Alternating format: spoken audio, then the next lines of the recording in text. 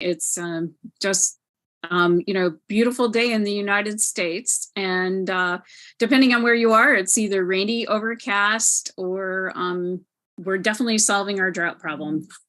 So what I'd like to do is just kind of go over a brief overview of our agenda today. So we're going to explore with the World Trade Center of Utah with David Callback, and also with Jonathan Bench. And we're going to look at some of the aspects of what it would mean to relocate to Utah and the value proposition for Indian companies. Also, Jonathan will kind of address some of the legalities about locating to the United States, as well as how does that affect your executive team. And in addition to that, we also have Lieutenant General Krishnan, and he is going to talk about economics and also the importance of Indian company expansion.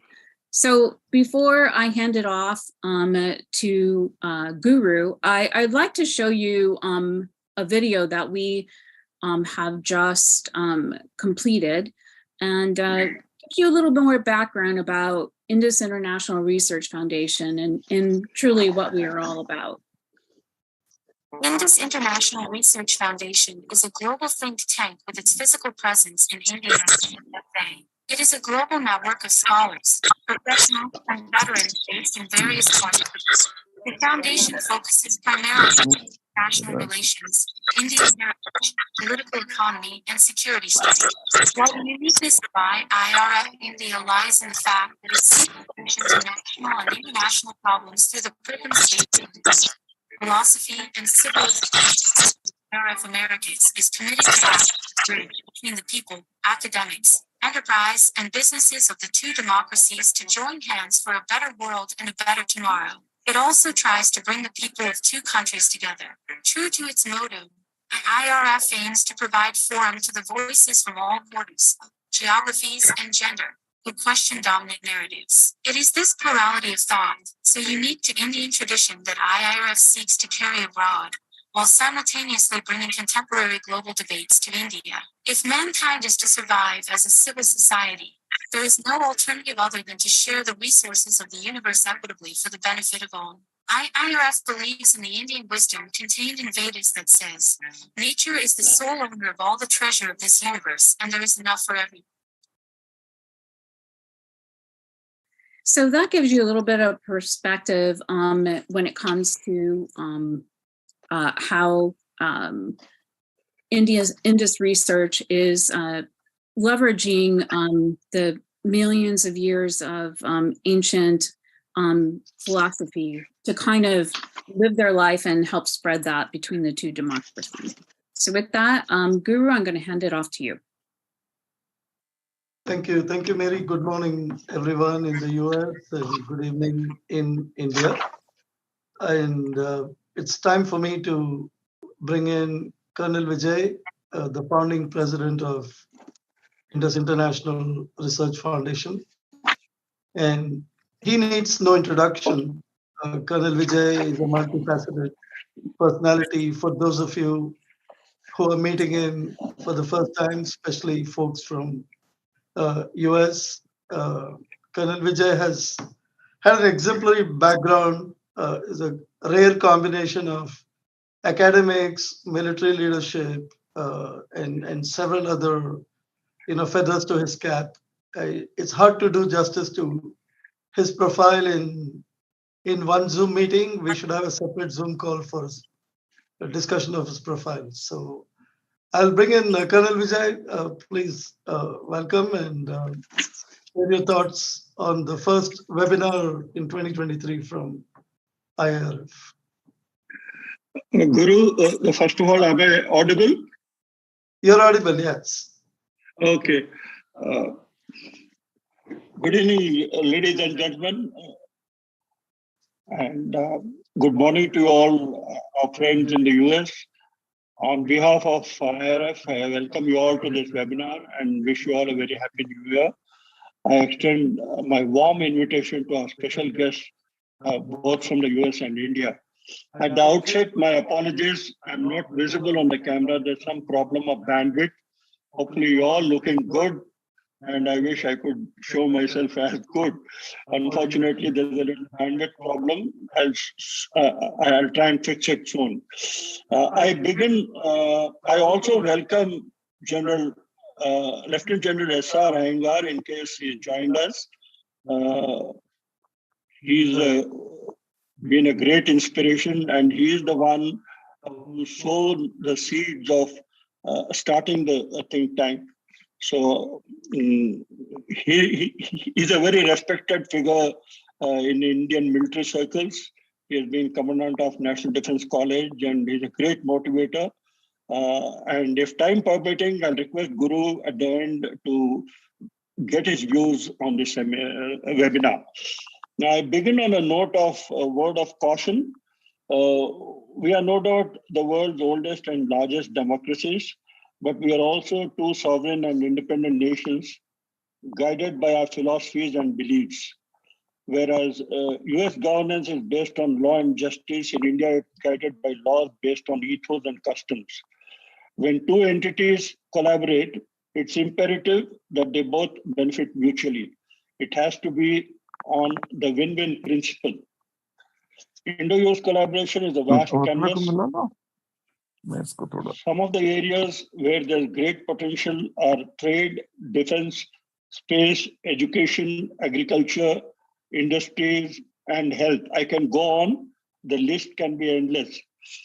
India, with a large population, is a huge consumer market. It's only from the beginning of this millennium that Indo-US relations has begun to warm up. Relations between the two countries have generally been good, though occasional hiccups do occur. This can be attributed to cultural and lifestyle differences. Collaboration can be in the areas where there are convergence of ideas. There are three levels to my mind of collaboration. These are state to state, that's at the governmental level, between the industries and businesses, and lastly, people to people. Friendly relations between governments are essential for trade and business to flourish. Though the Indo-US relations have been cordial and warm, there are times when some confusing signals on political issues have caused delays in the path of progress. Unless both sides understand each other's sensibilities at all levels, these collaborations may not yield their full potential. India is fast changing. There's a massive infrastructure development. Villages are turning into towns and towns into cities. It's the fastest developing nation at a time when the whole world is facing economic crisis. In terms of ease of doing business, India has vastly improved its position, attracting foreign direct investment and location of manufacturing hubs. During the last 8 years, India has made rapid progress in all fields and fast emerging as a regional superpower. Today, India is focusing on self-reliance and ramping up the infrastructure needed to boost economy. In order to sustain the momentum of such initiatives, we need to conduct more webinars of this kind. I congratulate Mr. Guru Saule and his team. I wish them all success. The proceedings of this webinar may be documented so that we have a record of this important event, which can act as a stepping stone for future webinars. I thank all the guest speakers and the viewers for taking their time off to attend this event. Before I leave, I wish to share a small information. This year, we have come out with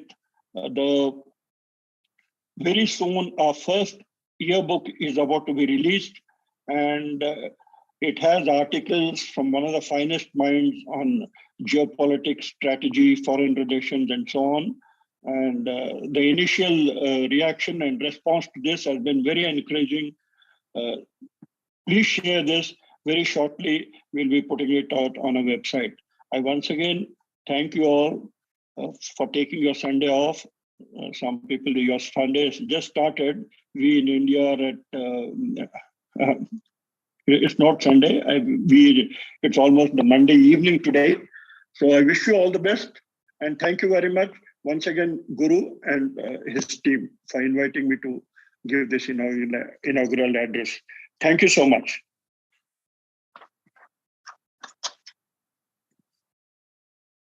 Guru, over to you.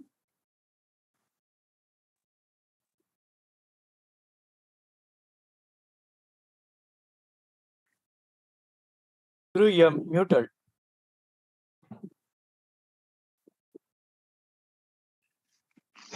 Mr. Guru, you are muted.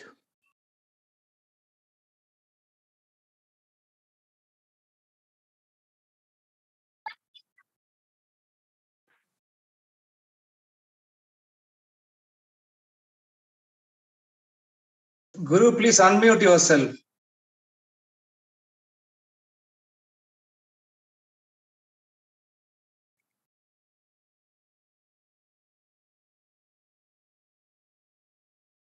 Let's see. Let's see, Guru, if I can help you with that.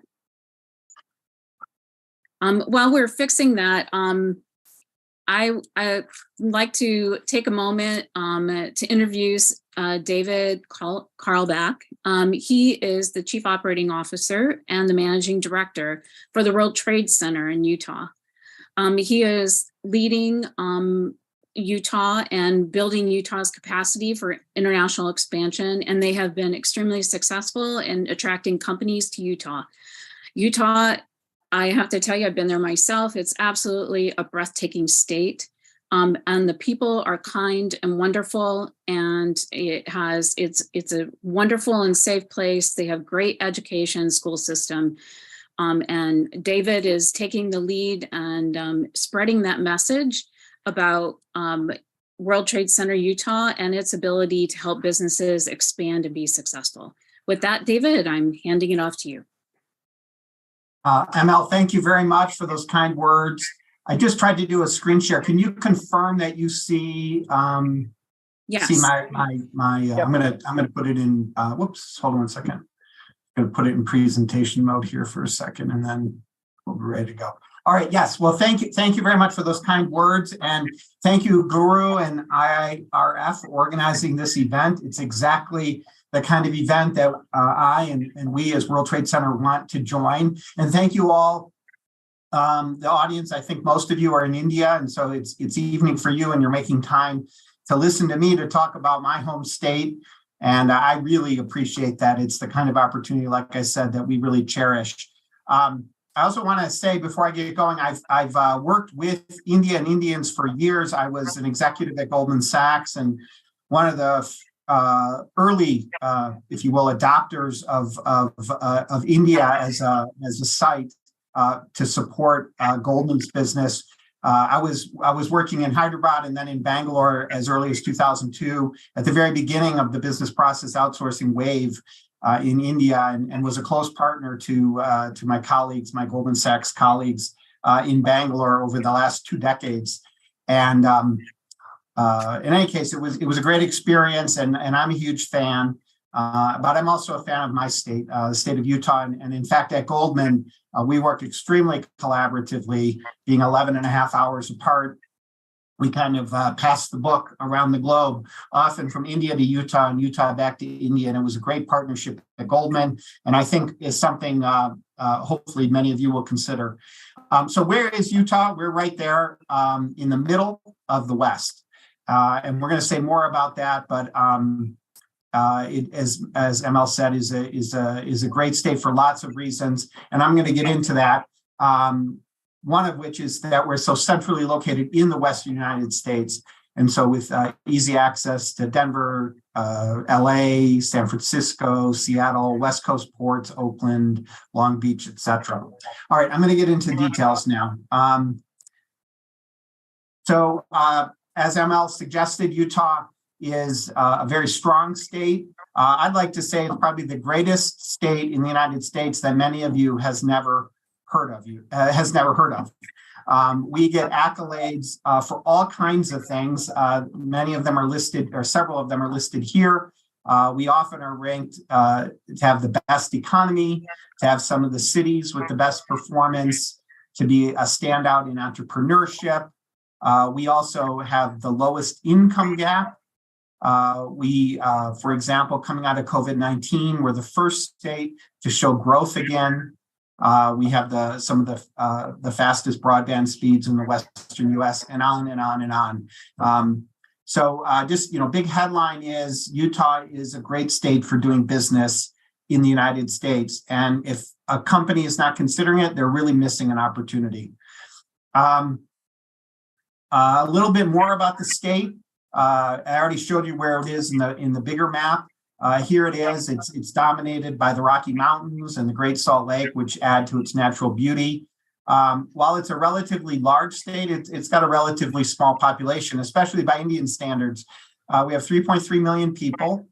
We are the youngest state in the country with a median age of 31, which I suspect compares favorably to India. I know it compares favorably to many of the frontier countries, even in Africa. It's a young state. Our annual growth rate of population is 1.8%, so a good steady growth, often through organic growth, but in recent years, due to inward migration, especially in the post-COVID environment, we're seeing lots of residents coming from surrounding states, for example, California. Our economy is strong and growing fast, but it's not huge. It's $200 billion, comparable to Iraq or New Zealand. We have 84,000 employer establishments. You can see in terms of size, we're relatively large, 13th largest. We, though, are dominated by national parks, monuments, and state parks. Over 70% of the state is park. And as I said earlier, we're well located to access cities across the West.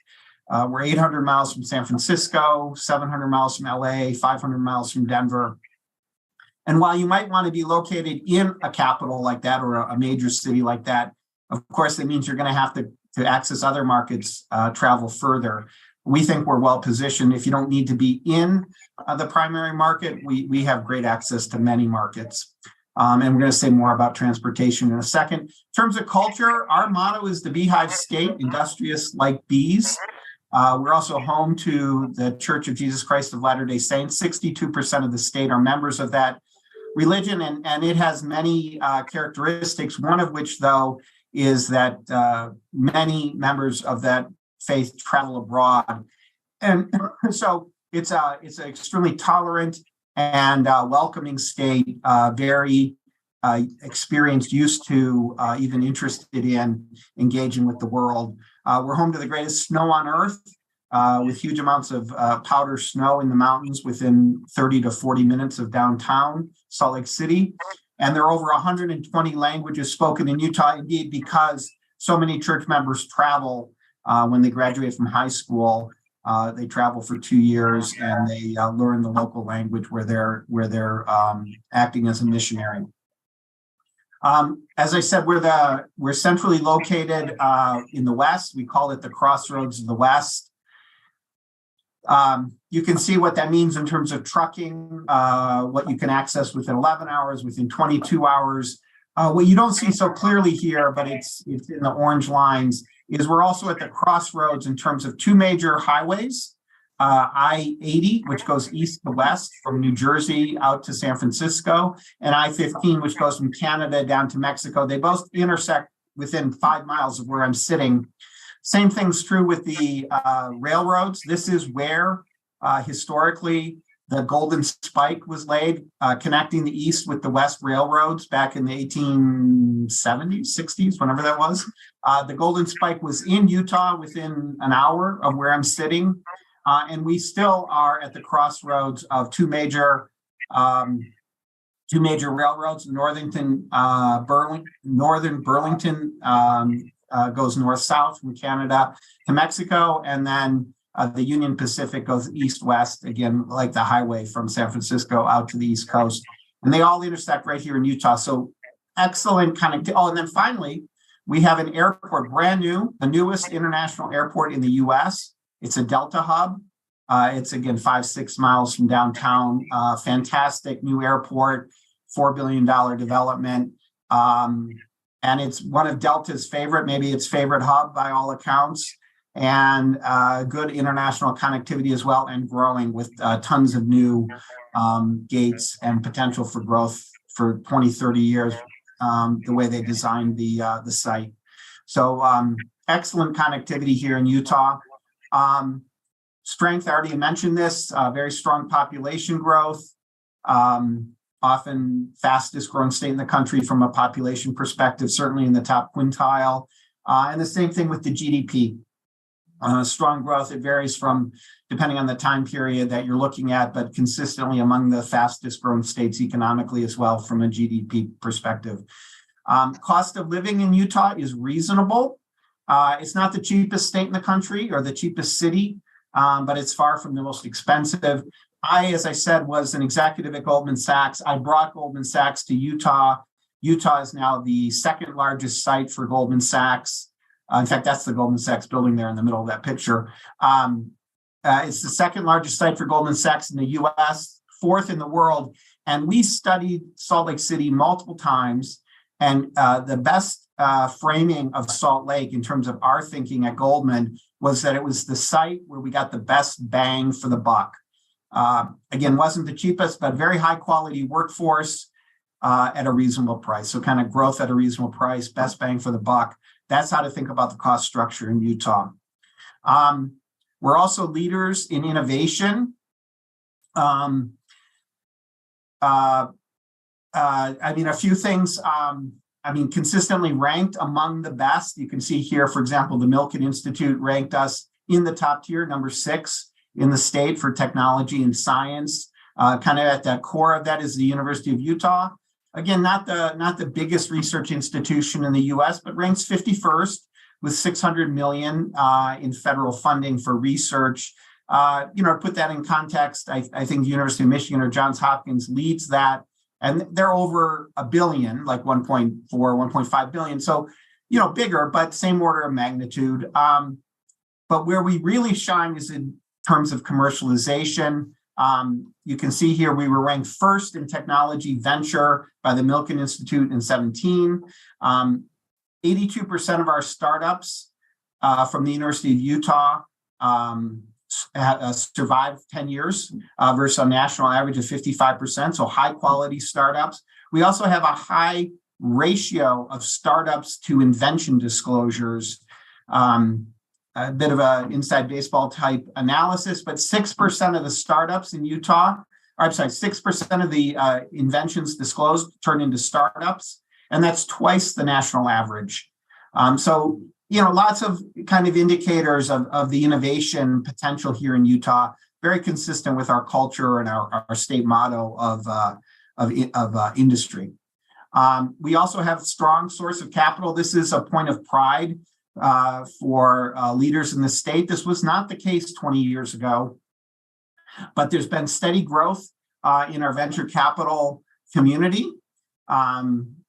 Over 870 startups raised venture capital between 2015 and 2020. They raised $7 billion. We were ranked 14th in the US in terms of venture activity overall for a small state by population. We had 1.27 billion in 2020. But what's really distinctive are these next points, the unicorn creation rate per startup.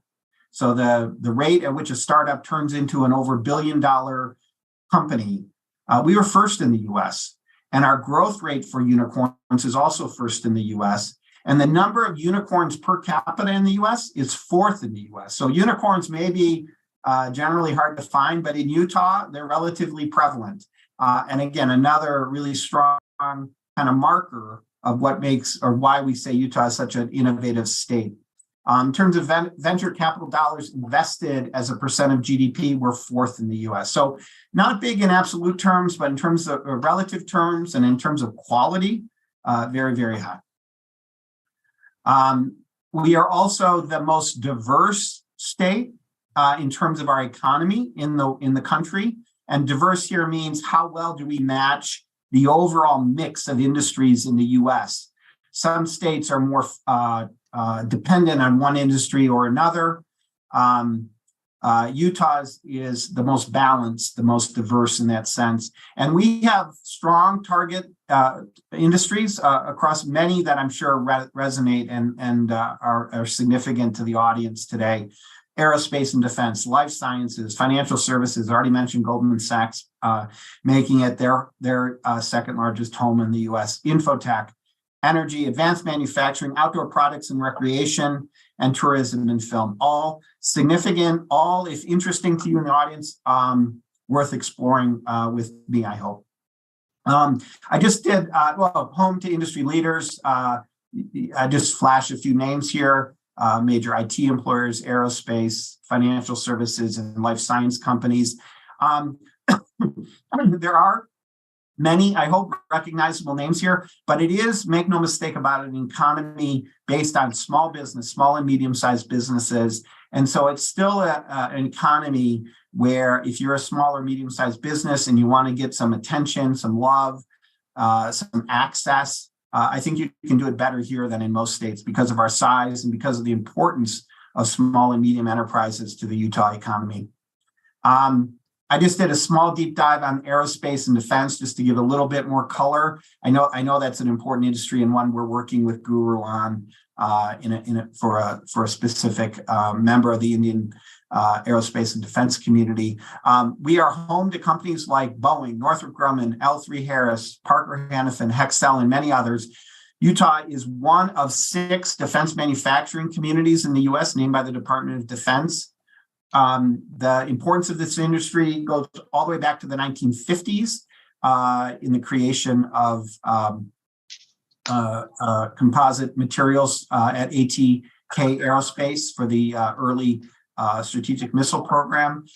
Continues to be anchored by Hill Air Force Base, a U.S. Air Force base. It's the second largest in the U.S. It's about 40 minutes from Lake City, and it's home to the largest squadron of F-35s in the world, a location where a lot of the maintenance for that fleet is done, and where we get a lot of visitors as a result from countries that have bought F-35s.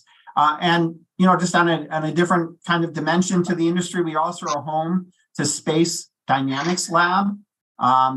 It is a lab at the Utah State University, maybe an hour and a half, 2 hours from here. But it is extraordinarily prolific in the production, design, and, well, the design really more than the production, but the design of man-made objects in space, small satellites for the most part. And believe it or not, the largest source of those items in space in the world is considered to be Space Dynamics Lab. They've created so many small satellites that are now in space. So some real hidden gems. And again, reasons for those in this industry to consider Utah as a home. FDI, though, I mean, it's okay, it's good, but you can see we kind of lag where we think we should be. I mean, for all of those strengths, we should be at the top. And it's not like it's a problem for us, but we believe we should be outperforming, not slightly underperforming other states. And so I keep saying to myself in my job that my first goal is just to get the word out. You can see on the left the percent of jobs that are based on FDI. You know, Utah's in the middle there, kind of middling to lower than our neighboring states, Nevada, Arizona, Colorado, or higher. A few other ways to look at it, not necessarily clear on this page, but I think by multiple measures, we're batting a little below average when we want to bat above average, given all of our strengths. With that said, we do have international companies here, and I've listed several from countries all over the world, as you can see. In terms of incentives, we do have a rich set of incentives, but the state is relatively conservative economically. And most of these incentives are post-performance, and we believe that there are many reasons to come to Utah, not just incentives. So we want to be competitive on incentives, but we are not using incentives as the kind of key reason for anyone to come to the state. We think the economy, the workforce, the general culture, and many other factors that I've mentioned are the real reasons one should be here for the long term, not because of a upfront short-term incentive. And that's consistent with the state's kind of conservative economic principles. and good for you if you come here in the long run, because you'd be a member of our community, member of our economy, and benefit from that, I think, prudent attitude towards the role of the government and the role of incentives. Finally, with respect to India, this is, I think, kind of impressive. I hope it is for you as an audience. In terms of the percentage of the workforce that was born abroad, so not foreign-born residents. Foreign-born residents is the word I'm looking for. The number one population in Utah is in Salt Lake City, the major capital city here, is Mexico, which wouldn't surprise you. We're probably 1,000 miles from Mexico. It's just south of us. But the number two population of foreign-born residents in Utah are Indians. At 4.3% of the population. I think some of that is related to the relationship I mentioned earlier between Goldman Sachs's Utah office, Salt Lake office, and Bangalore. There certainly was a significant diaspora of Indians from Bangalore to Utah as part of the work I did at Goldman Sachs, but many other factors as well. And we do have a significant Hindu temple here. I just listed their mission statement just to give you a feel for that aspect of Indian culture. And again, if any of you are interested in learning more about Utah and how Indians feel here in Utah, I would be very happy to introduce you to many of my old colleagues who have come here. And I can just say from firsthand experience, they have all that I've talked to really enjoyed being here, largely because of our values, our family values, the quality of education that ML mentioned, the quality of life that they can experience here, and the sense of being welcome in a state here that has so much international experience generally. And then finally, the World Trade Center, I'll just say we are making Utah the crossroads of the world, not just the West, crossroads of the world, one business at a time. And we do that in lots of ways. These are highlights. We've been in business 15 years. We won the President's E Award, Export Award for export services. We help hundreds of companies. We provide hundreds of services. Our main goal is to help promote trade opportunities, which we broaden to include both investment and sales. So sales for companies to the world, and then investment from the world in Utah. We add those numbers together. And then finally, just to the extent anyone here is interested in coming to Utah, I would say we have two main services, and we help companies all the time in these ways. It's just part of our services offered, supported by our board members who donate money, as well as the state. We help with corporate relocation. Largely, these would be existing businesses that are looking for things like market analysis, site selection, access to incentives, local networking. We do that in partnership with the Economic Development Corporation of Utah, a sister organization of ours. And we're often abroad at trade shows, trade missions, these kind of events. And if we get interest from a company, we'll talk to them and make sure we understand what their needs are, and often partner then at that point with the Economic Development Corporation of Utah. We're doing that currently for a significant company in India and help them look across multiple markets to figure out where they get the best access to the talent, where they would get the best access to customers, where they could find existing space, where they could get, what the utility rates would be, what the, for electricity, even just not even cost, just basic availability of things like water, electricity, and so forth. So that all goes into the market analysis and then gets down into site selection, also making introductions to the state so that they put their best foot forward to get incentives, and then help with local networking and getting them to know the players in the community who will be important to them for their various goals. The other thing that we do is help with soft landing. These are more startups or small companies that aren't really so concerned about a specific site, might not be eligible up front for incentives. They're more interested in things like their first customer, Where can they get co-working space? How can they get access to incubators, accelerators, partnerships, and even venture capitalists or angel investors for capital? And we have good networks in all of those, for all of those purposes. And I work with companies all the time to understand what they want to focus on, to understand what their value proposition is, and to make introductions. And I have, we have a great relationship, great reputation in the community, and a pretty good hit rate of people at least picking up the phone or setting up a meeting to hear you out, with respect to your needs. So those are broadly how we help companies kind of in the situation I think many of you would be in. And at that, I'm gonna leave it at that. I'm David Karlbach. I'm the Chief Operating Officer and MD for International Programs here at World Trade Center, and that's my contact information. I'd love to hear from you after this event, or maybe in the Q&A session. Back to you, Guru. Great. Thank you, David. I hope I'm audible now. Yep. Great. Thank you. Thank you all for staying quiet and muting your devices. Thank you so much. I think, David, your presentation was great, but I'll come back to you. I have to step back a little bit because I lost a little bit of my content before your presentation.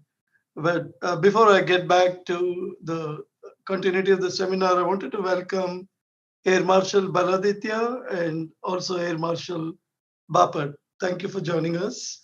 And a warm welcome to all the veterans, both in India and in the United States. Also welcoming Air Commodore Jessima. Excuse me. So thanks, Guru. I wanted to kind of, go ahead, please. Thank you very much, Guru. Oh, you're most welcome, and thank you for joining, and thank you for your time. And thank you for all the service to the nation. Excuse me. So stepping back a little bit, I will come back to David's presentation, and I want to set the context. So we're today discussing collaboration between India and the United States. And I was having a conversation with Ambassador Trigunath yesterday. And we discussed a very important point. The point today is globalization challenged? India wants to make everything in India. America wants to make everything in America. And there's nothing wrong in that, right? Because every nation wants to be the superpower in some way or the other. So there's this tough act of balancing between globalization and localization.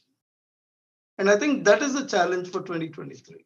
And we will discuss that going forward in the panel discussion. And I'll definitely have David weigh in on some of these dynamics that are going on in the geopolitical context.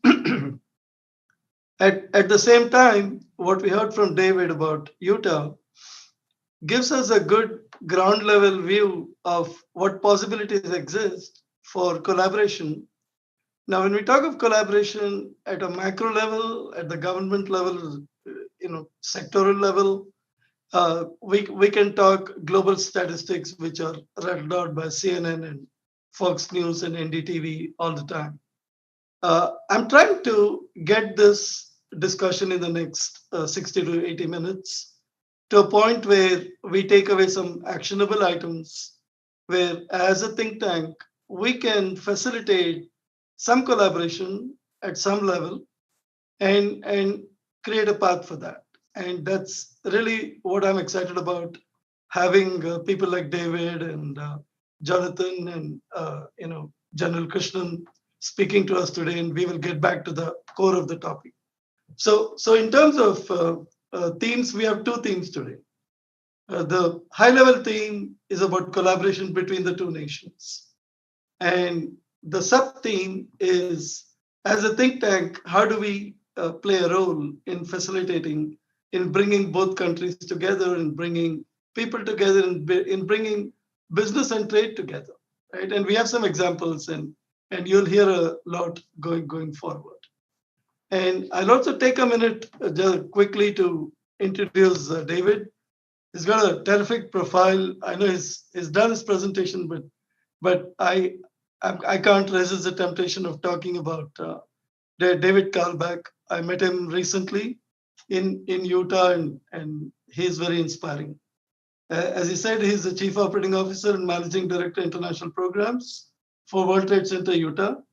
He oversees HR, finance, and operations, as well as international programs. So he's the go-to person for international programs. And David, you're in the right forum, and we're in the right forum with you as well.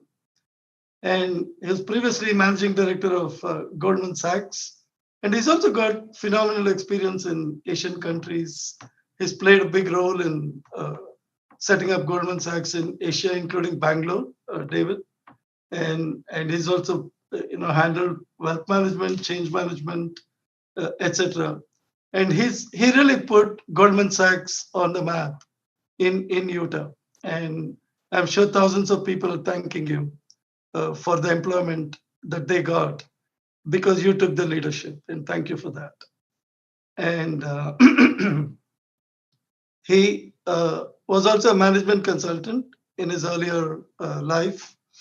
Worked with Booz Allen and Hamilton in Dallas, Dusseldorf, Munich.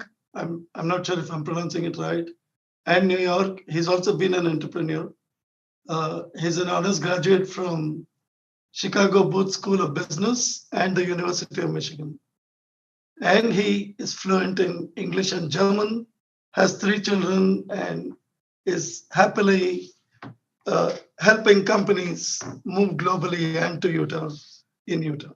So that's about David, right? So, so David, we'll come back to you in the panel discussion on some specifics. And thank you for your coverage of educating us about Utah, a lesser known state. So from a collaboration perspective, whether it's an Asian country or a European country or a South American country wanting to move to US, there are 3 geographies that everyone mute, please. Thank you.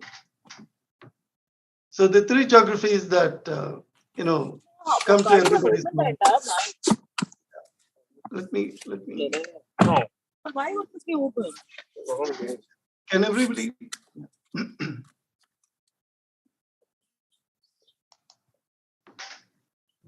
Yeah. Another request, please stay muted. We're having some technical issue. I'm not able to mute everyone. Everyone stay muted, please. Thank you. So when we think of movement from outside to US, the 3 geographies that are resonating always: New York, New Jersey, Washington DC, Texas, and California. Right now, Utah is a lesser known state from an overseas perspective, and I think the essence of what you brought, David, here is going to be quite valuable. And so let's pause there, move on to the next segment. I have the pleasure of welcoming Lieutenant General C.A. Krishnan, and I'll just introduce him. Lieutenant General Krishnan he was a Deputy Chief of Army Staff, several medals, celebrated military leader in India, PVSM, UISM, AVSM, top medals. For those of you who may not have some knowledge about Indian Army's honors, he's a former Deputy Chief of Army Staff. Can everyone mute?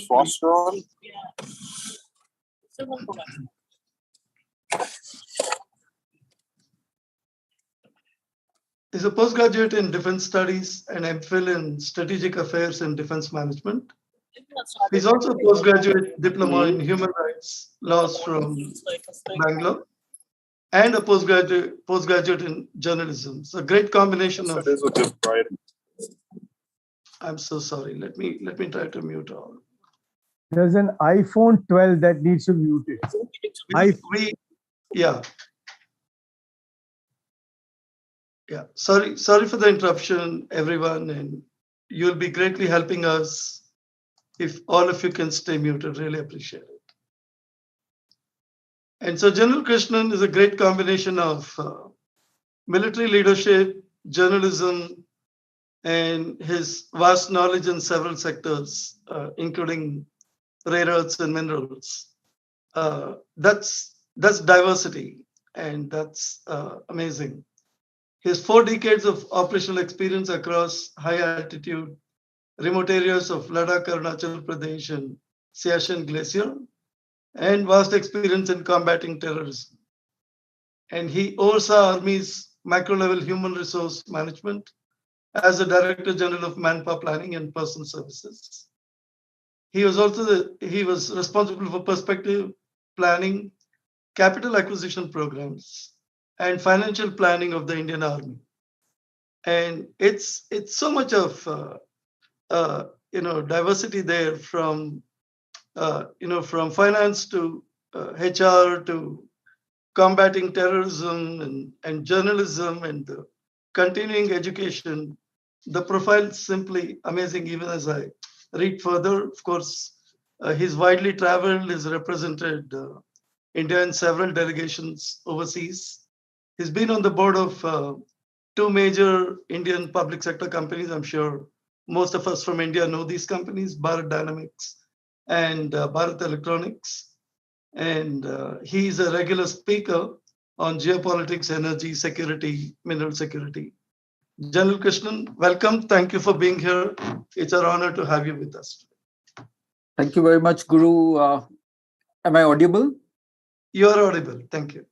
I wish you were my boss while I was serving, Guru. For all those wonderful words that you spoke about me. Good morning to all of you who are joining us from across, and good evening to everyone here who's from India and places around. It's a pleasure being part of this webinar, and I must thank Guru, the moving force behind this event, and the president of IARF, Colonel Vijay, for having me on the program, and a big thanks to the entire IARF team and people like Mary for organizing it. Thank you very much. I must say it's a big privilege, indeed a great privilege, to share this platform with the other distinguished panelists, David and Jonathan. It's so wonderful to be co-panelists, to have you both as the co-panelists. Now, ladies and gentlemen, going straight into the topic, let me very briefly recall some very salient aspects that provide us a backdrop to the whole gamut of India-US collaboration. We are talking about collaboration between 2 countries, the largest and the most powerful democracies in the world. Population-wise, number 1 and number 3 countries in the world. I'm assuming that, as we are speaking, India is actually caught up with China in the population numbers. If you take in terms of GDP, while US ranks number 1, India ranks number 5, and it is said to be number 1 and number 3 by 2030. And let's say in terms of the military strength, US, everyone knows, is the number 1 most powerful country in the world, and India is number 4. And something besides this, the Indian diaspora of 2.7 million is the highest earning ethnic group in the US. But despite all this, the US-India bilateral relations are far from that of 2 natural partners, and it witnesses considerable fluctuations caused by the winds of geopolitics. As everybody is aware, the tussle for global power play is hotting up. US continues to be the leader, but China is steadily closing in. We are witnessing adjustments and realignments in geopolitics, especially lately, caused by the war in Ukraine, the pandemic, and an increasingly assertive China. We are witnessing the biggest churn in geopolitics and supply chains, and a hugely turbulent global economy. Coming to India, within the region, India has stakes in Central and West Asia, apart from South Asia, of course. India also has a significant role to play in the Indo-Pacific region. In addition to enhanced economic and tech cooperation, India is increasingly being seen as a net security provider in the region. I know, and the examples of this are Quad, the U2I2, and the IPEF platforms. They are all clear indicators of this fact that I've just mentioned. The geopolitical turbulence and the turbulence caused by an assertive China in particular is creating conditions which are conducive for closer US-India relations. In 21-22, US was India's biggest trading partner with a bilateral merchandise trade of about $119 billion. But it was closely followed by the Chinese trade, which was totaled about $115 billion. Now, India's trade with China this year has increased to about $135 billion. But with a disturbing fact, India is running a negative trade balance of over $100 billion in its trade with China. The service sector trade actually is India's service sector exports is about it's about $270 billion. And that is a bright spot as far as India is concerned. You know, the service sector trade surplus, India runs surplus in service sector of about $112 billion. That is what helps India actually bail out of the $250 billion negative merchandise trade balance to a large extent. Incidentally, by 2030, the Indo-US bilateral trade is expected to touch about $500 to $600 billion.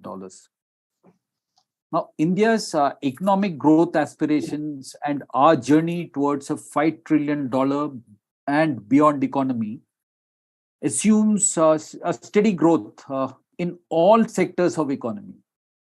And aerospace and defense industries will form a very important part of this. Out of the numerous areas actually which offer scope for enhanced collaboration between India and US, two areas that I would touch upon very briefly are the aerospace and defense sector and the green energy sector. Coming to the first part, the Chinese have been very aggressive and unpredictable along India's northern borders lately in the past few, about 3 to 4 years. But in many ways, they have done India a favor by this action, in my opinion. It has actually brought in a much needed clarity in terms of the Chinese inclination towards resolution of the dispute that we have with them. And it has also opened our eyes and the eyes of the world to the actual extent of the China dimension in India's security challenges. So under these circumstances, an appreciable increase in the budgetary allotment for modernization of India's armed forces in the coming decade is a given. And in the backdrop of India's Atmanirbhar approach, this would translate into scope for a many-fold increase in the breadth and depth of collaboration between India's domestic private sector and the global aerospace and defense players. So collaboration would be in terms of technological and financial support, as well as the facilitating access to the global markets. The target for India's domestic defense production by 2025 is $25 billion, which includes an export target of about $5 billion for the period 2020-2025. Now, India's defense budget for this current year, 22-23, India's financial year, as most of you would know, starts from the 1st of April till the 31st March of the following year. So for the year 22-23, our defense budget is about $70.6 billion. Of this, about 1/4, 24% to be precise, is earmarked as modernization budget for procurement of war equipment. Now, about 1/3 of the modernization budget, which works out to about between $5 to $6 billion, is earmarked for indigenous acquisition for the indigenous players. And even within that, 25% of the acquisition budget is earmarked purely for the private players in India, which works out to about $1.5 to $2 billion.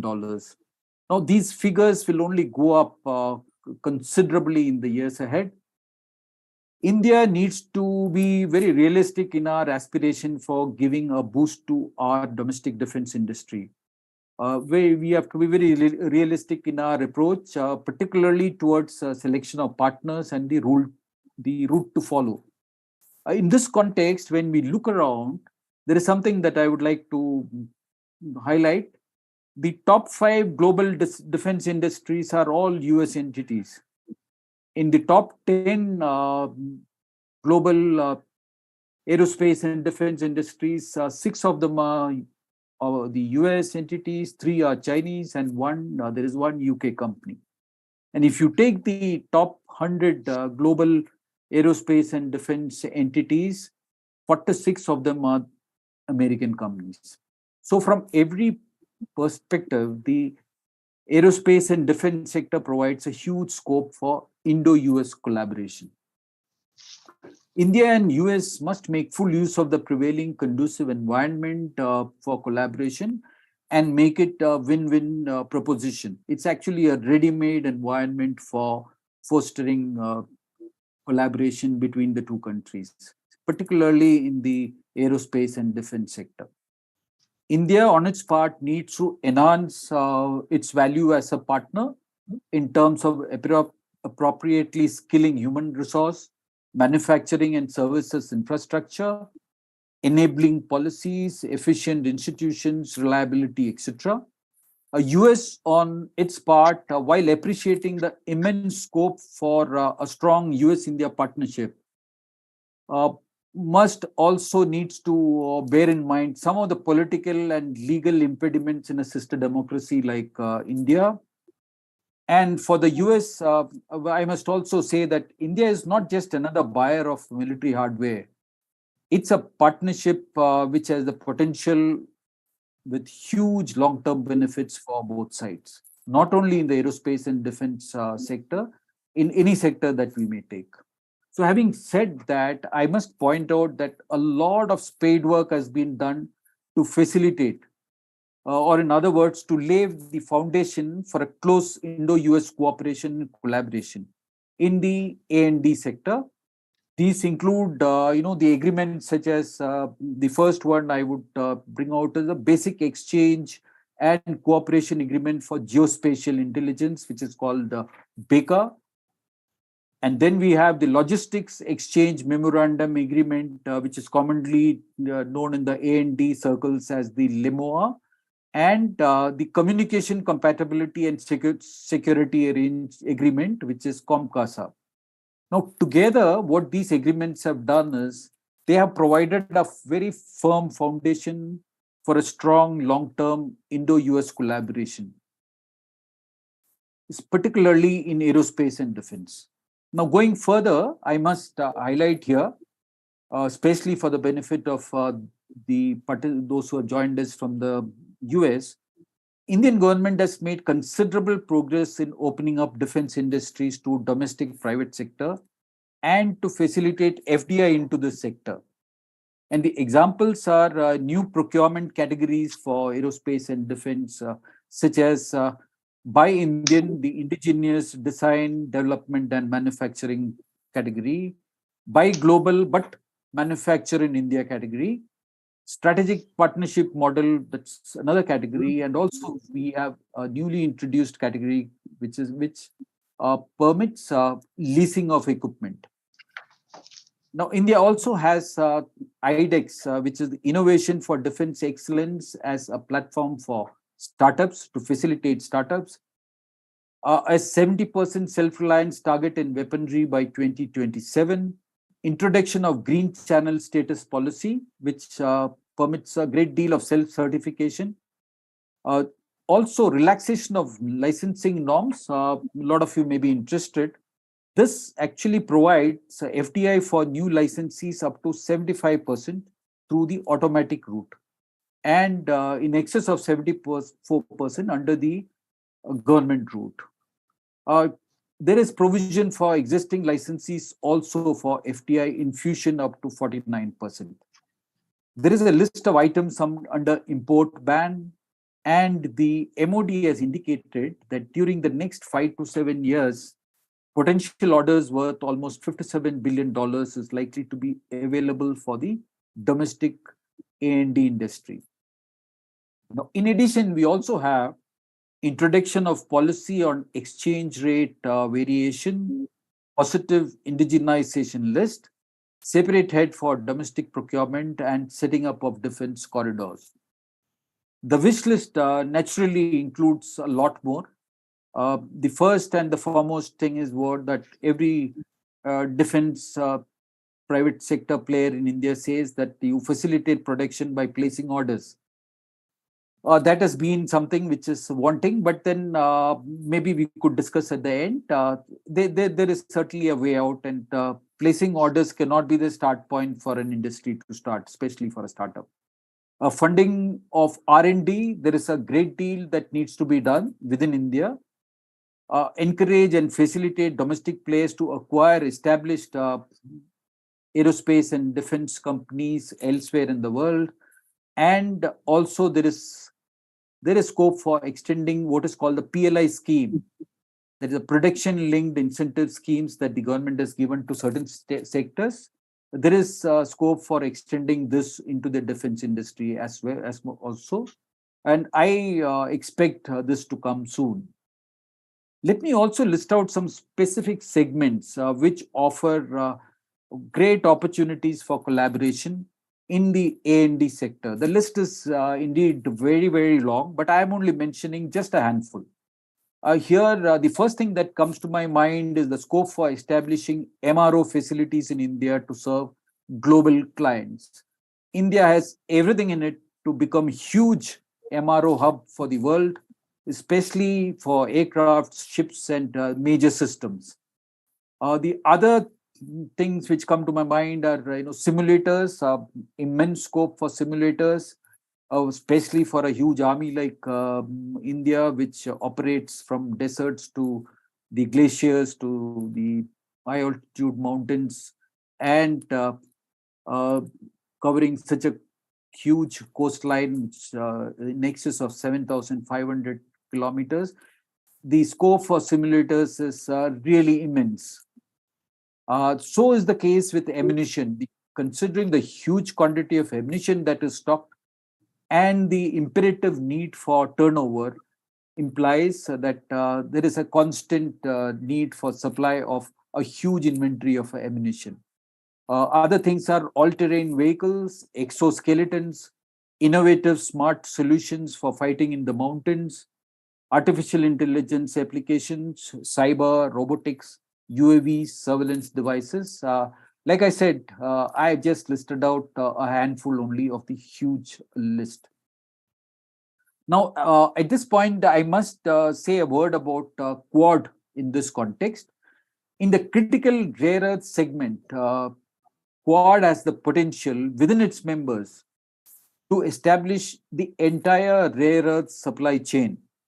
Because Quad has countries which have the upstream raw material, it has countries with midstream compounds and components manufacturing capability, and also within its fold, it has countries with the know-how to manufacture high-end downstream products. It's actually a tailor-made grouping which can create an alternative to the Chinese rare earth supply chain and break the monopoly that they enjoy as on today. Now, before I close, let me move away from the aerospace and defense sector and very briefly highlight a point regarding the scope for collaboration, the huge collaboration scope in green energy and green technology, particularly from an Indian perspective. Now, India's per capita energy consumption is just about 1/3 the global average, at less than 7,000 kilowatt hour. It's 1/3 the global average I'm talking about. Now, because of this very low energy consumption, our per capita carbon emission is also one of the lowest. At 1.6 tons, it is just about 1/4 the global average per capita emission. Now, what does this indicate is, if you go beyond and see, despite this abysmally low per capita energy consumption and carbon emission, because of the huge population, India's gross carbon emission is the third highest in the world, behind just US and China. Now, we need to view this in the context of the fact that India has just about embarked upon an ambitious economic growth trajectory, and we have a very long way to climb.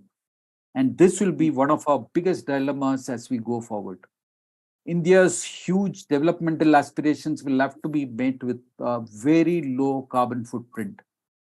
Going green is more critical and essential for India than it is for any other country, ladies and gentlemen.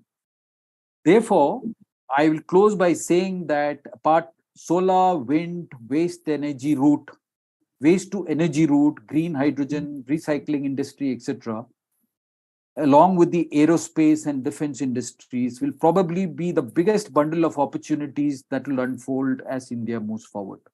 With that, I'll close. If there is anything more, we can take it during the question and answer session. Thank you, ladies and gentlemen. Thank you, General Krishnan. Very, very insightful.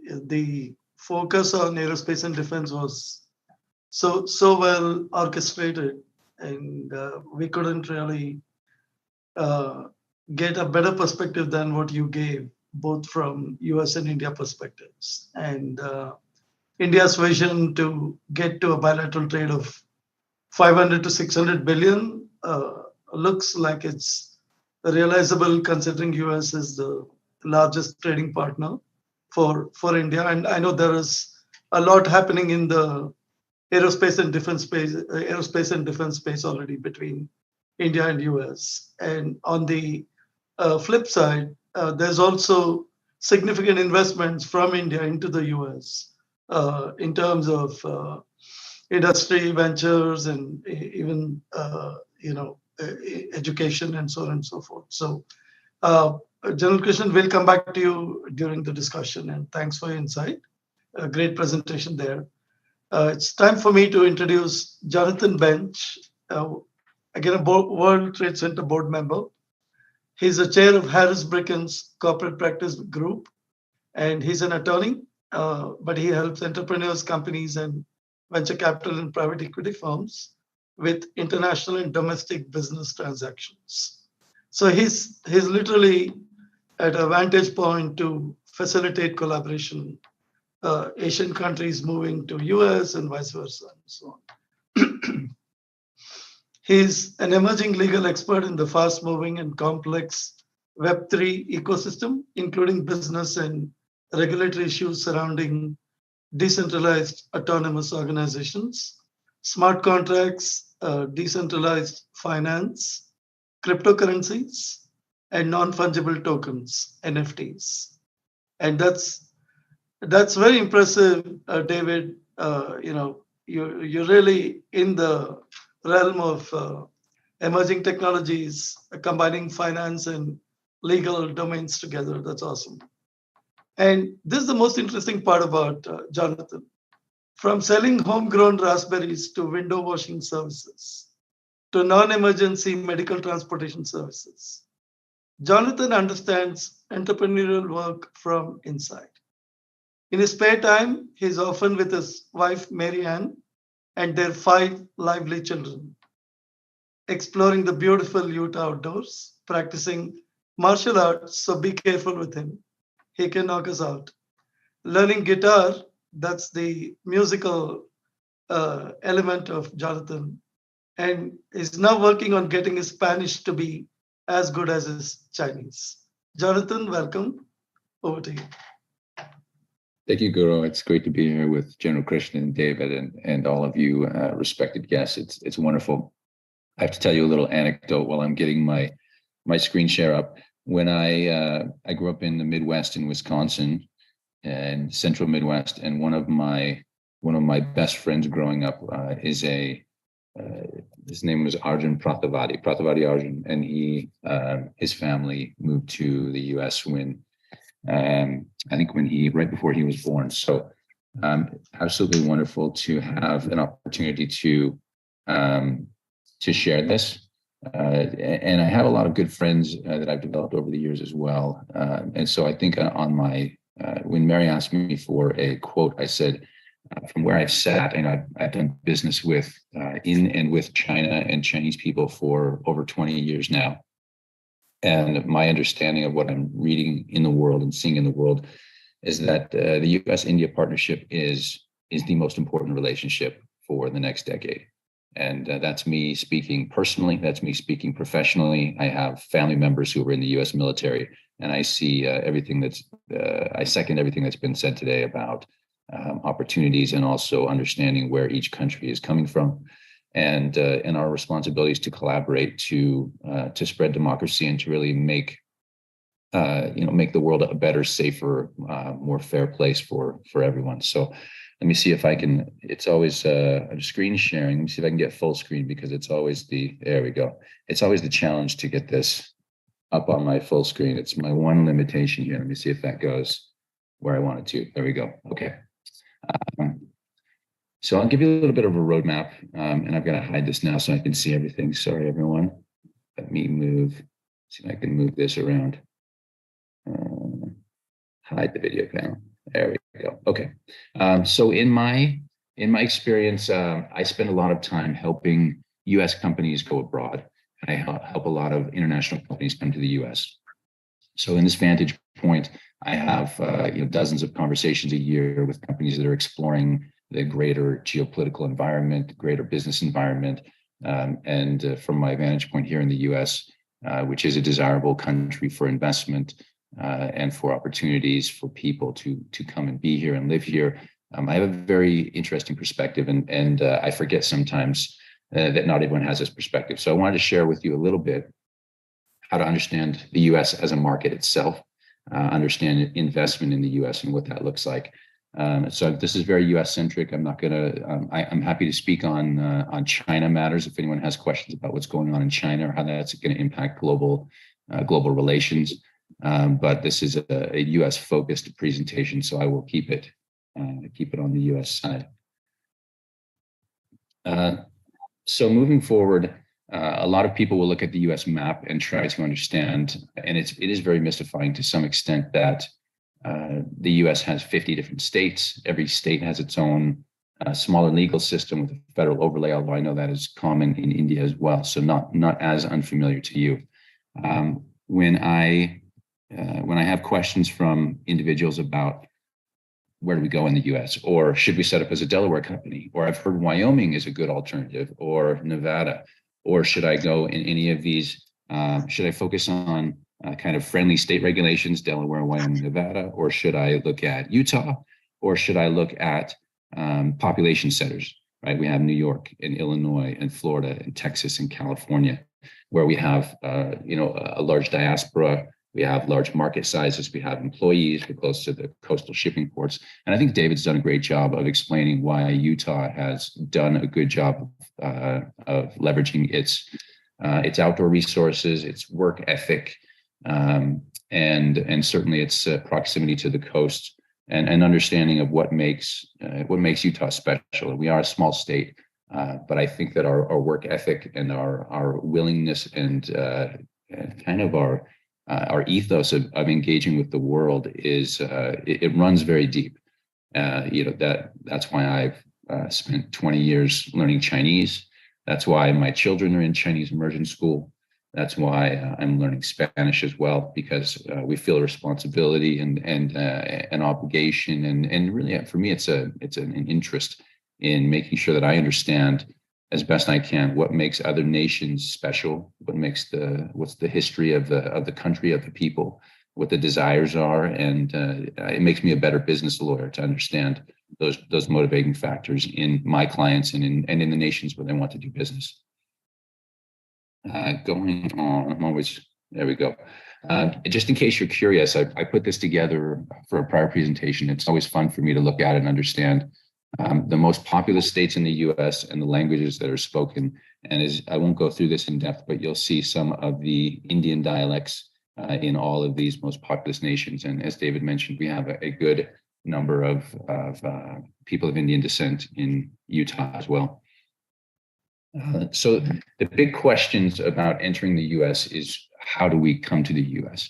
And you have options. You can come directly without forming an entity in the US. You can come as a C corporation, you can come as an LLC. Now these have different tax ramifications, different, as we see here, limited liability. You only have limited liability in the US if you actually set up an entity. But for some Indian companies, and I have worked with several Indian companies coming to the States, sometimes it's more of a want to test the waters, and so we'll just come in directly. The US is extremely easy and fast to set up entities. So if you have if you want to test the waters, you have a question about whether the market really will respond to your product or service. There's no minimum capital investment in any state, no matter how you enter in. There are no restrictions on foreign ownership, with the exception of maybe some defense-related categories. Their income tax is certainly applicable, but everyone has to deal with that. You have to get a tax ID number, and India, of course, has a tax treaty with the US, and so that's a nice feather in the cap. When we're looking at kind of general business incentives, David mentioned that Utah is not participating in what we call the race to the bottom, and it's probably a familiar concept to you. Utah does not want to be a Wyoming, and I say that a little bit pejoratively, but Wyoming is our neighboring state, and it's income tax free. But Wyoming has there are reasons why Wyoming or Nevada, which are basically desert states, need to provide those kind of incentives. Whereas Utah feels like we have a great round pool of assets, and so we don't need to participate in the race to the bottom. So we have great programs, but we also have a lot of other assets. So these are some of the incentives that you'll see as you're looking at different U.S. states and as you're engaging with different U.S. government, state government entities. There will be a focus on key industries. High tech is always important. There may be certain investment thresholds, especially when we're looking at rural areas. So I'll talk about that in a few minutes when we're looking at immigration incentives for individuals and companies to invest in the U.S. We always have to deal with income taxes and duties. You may be able to negotiate some rent subsidies, and there are always tax benefits as well. And the tax benefits tend to be across the board at a federal level and some at the state level as well. I want to give you a little bit of an overlay on investment in the U.S. because a lot of companies want to know, how do we come to the U.S.? What is the right way to come to the U.S.? And so whether you're raising capital in the U.S., which I think a lot of companies want to do, they want to come to the States, they want to grow the business and perhaps eventually take the company public and list on a U.S. exchange or multiple exchanges, U.S. and other nations as well. And so we have two major concerns. When I have companies that come to me and say, we want to come to the US and we think we're going to be raising capital in the next year or two, I always have to make sure they understand that raising capital in the US is a very serious thing. Even if you have friends and family, it is a very serious matter that the SEC, the Securities and Exchange Commission, has jurisdiction over, and every state as well has its own Securities Commission. So anytime, and I know this is common in all nations, but it's especially important in the US, that when companies are raising capital, that it's done the right way, that it's done with the right disclosures, and that is the way to keep all of the promoters and all of the executives out of jail. It's just a very serious thing in the US, as you know. So there are two different ways to think about investment, raising capital, whether you are thinking about taking your company public eventually, or whether you are raising private capital. And it is a bit of a patchwork. The reason I chose this chessboard image is because whenever a company comes to me and says they want to raise capital, I need to understand who they plan on raising from, who they've been in conversations with, what kinds of promises they've made. And so whether those individuals are in the US where the money will come from or outside the US, there are obligations when we're talking about using a US entity to raise the capital from. So just a flag for that. It's not something I take lightly. It's not something that my clients take lightly either. And the government certainly doesn't either. The U.S., you may have heard this acronym. It's called CFIUS, C-F-I-U-S, the Committee on Foreign Investment in the U.S. Now, this committee is not new, but it was re-energized in around 2018 under President Trump's administration when the U.S. started to get more cautious about interactions with China. So the Committee on Foreign Investment in the U.S. basically looks at has the opportunity to look at every investment in certain industries, and there are only few safe harbor countries.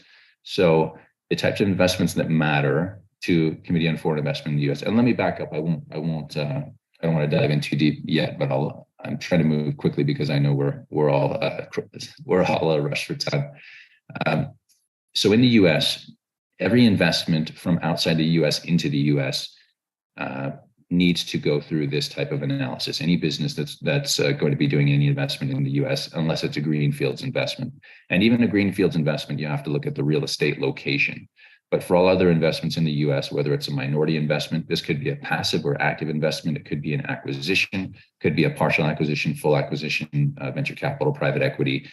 Any of those transactions, even if it's a minority stake, and even if it's a very passive investment, the attorney, the law firm, and the company needs to do an analysis. And I did this already, I think a year and a half ago with an Indian company, an IT company in India, quite large public Indian IT company that was acquiring a US company, a private US company. And so we had to go through this CFIUS analysis and eventually ended up doing a CFIUS submission. And so this process is really deciding, is this the type of investment that the committee is going to be interested in? And is this the type of investment that we need to disclose? So it doesn't mean you have to disclose every transaction, every kind of investment that comes from India to the US, or any kind of business venture from India to the US, but it means you need to look at what's going on and decide whether or not you need to disclose. And it basically pushes the timeline of the transaction back 1 to 2 to 3 months. It depends on how interested the committee is.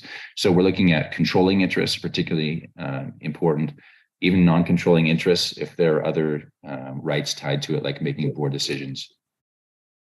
The types of industries. So this is not all industries. This is not all companies. So we're looking at critical, we call it TID. So critical technology, critical infrastructure, sensitive personal data. And I've given examples here that I won't go over, but if any of your transactions are going to involve important technology or US infrastructure or personal data on US citizens, those all need to be potentially reviewed.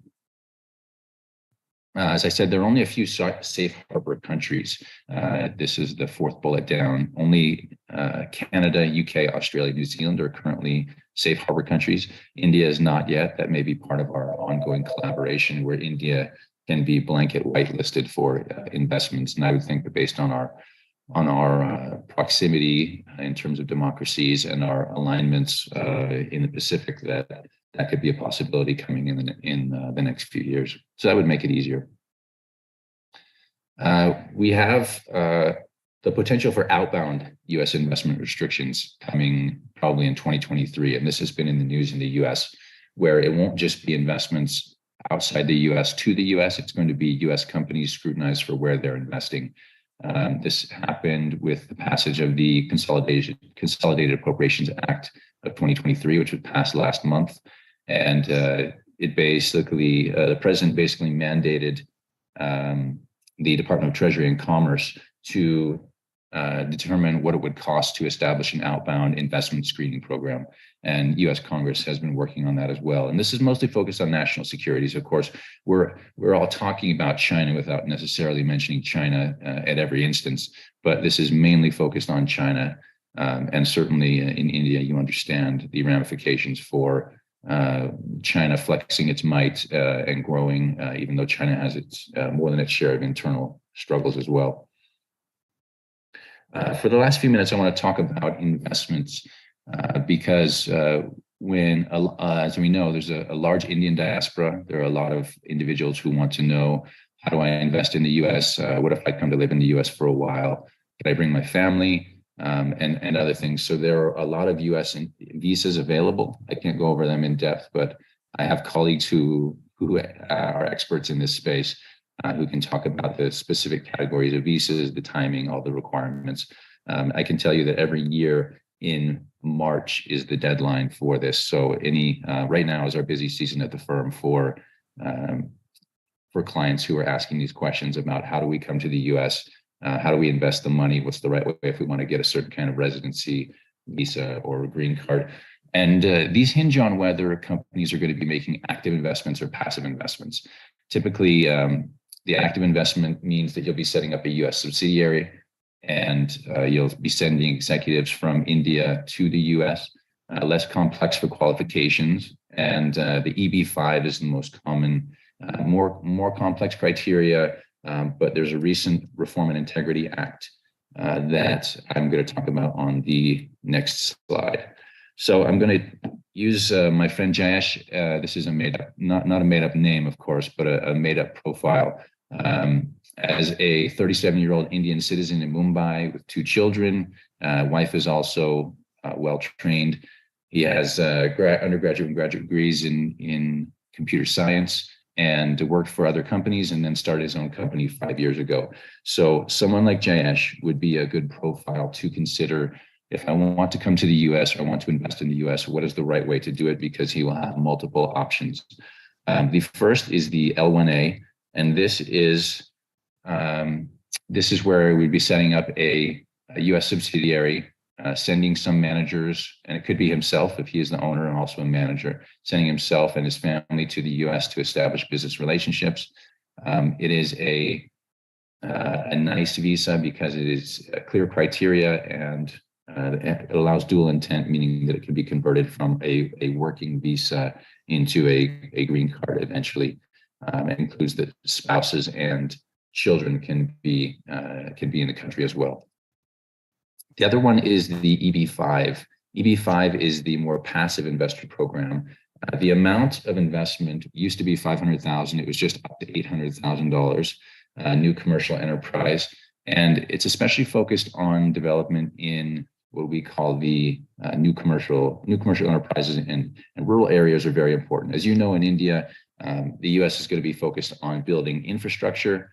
I'm going to pop these out here. Okay, so infrastructure development, rural areas, and unemployment. These are 3 big targets. And of course, I have to imagine that India has similar programs to help rural areas get developed, to help areas where there's high unemployment, and to build critical infrastructure for transportation and communications. So in the Guru asked me when we were talking about this, whether there was any new things that came out, especially regarding this investor program. And the EB-5 Reform and Integrity Act that was reformed about 9 months ago. This set aside an aggregate of 32% of the US visas in this space for rural areas, unemployment, high unemployment areas, and infrastructure projects. So this is how people can skip the line and get ahead of those who have already applied for the EB-5 visa who have not gone into these priority areas. So this reform means that you'll have a quicker decision-making process, and it allows concurrent filings, so people can be on dual tracks or triple tracks for trying to get a U.S. green card. So certainly, I'm an advocate for people living where they want to live and working where they want to live. And I know that India is a beautiful, wonderful country, but there are people who are interested in coming to the States as well. And the U.S. is always going to be focused on smart immigration policies that entice the best and brightest who want to come to the U.S. So there are certainly avenues for doing that, and the U.S. will continue to remain focused on that. My last consideration is a little bit on employment. When I talk to companies that are coming to the U.S. about the U.S., I like to help them think about the U.S. in terms of finding a state that is either pro-labor or pro-employer. And it's not a perfect analogy, but most of the coastal states in the U.S., especially the East and the West, are pro-labor states, and most of the middle states and the southern states are pro-employer states. And of course, as employers, you're always interested in taking care of your people, but individuals want to, and executives and owners want to make sure that they have ultimate control, maximum control of the business. So certainly written employment contracts are issues that come up. Collective labor is also a rising issue in the United States, and I know you're familiar with that in India as well. And then just understanding the criteria for when employees can be terminated, what those consequences are. There's currently a lot of discussion in the US right now about non-competes and whether or not employers can or should be able to require employees to sign non-competes. That does not affect employers' information. So let's say employers' confidential information, any trade secrets that are owned by the business. But this just means that they would be less able to restrict employees from moving around at will and working for competitors as long as they don't take any trade secrets with them. So that was a fast rundown on the US. It's a dynamic economy. I see a lot of very interesting people. I love my job because I get to work with so many international companies, smart people who are engaging with the world. And certainly I'm happy to have been able to spend some time with all of you today. I look forward to the next phase of this where we can do Q&A. Thank you. Jonathan, thank you so much for that insight. I think it was very comprehensive. You opened up a lot of possibilities, opportunities for people across nations to look at. So I just wanted to reiterate through this think tank, if anyone watching this webinar needs any support, needs any help, please approach us. And now that we are connected to World Trade Center through you, Jonathan and David, we are happy to facilitate that. And we are a nonprofit organization, so we really want to make a difference at the ground level. We want to take away something from this seminar. So this is my request. Anyone watching this webinar, you need any help, US-India corridor, business, investments, Utah, incentives, or even migration, visas, etc., please feel free to reach out to us. And you can email us at usaffairs@indusresearch.in. It's usaffairs@indusresearch.in. Alternatively, I'm sure most of you are here because we know you and you know someone in the foundation. So do feel free to reach us, and we will be happy to help. And we also have our website for further contacts. So that's a little bit of a housekeeping item there. I know we're running out of time, but this forum is so precious. I'd like to extend this by 15 minutes if all the speakers are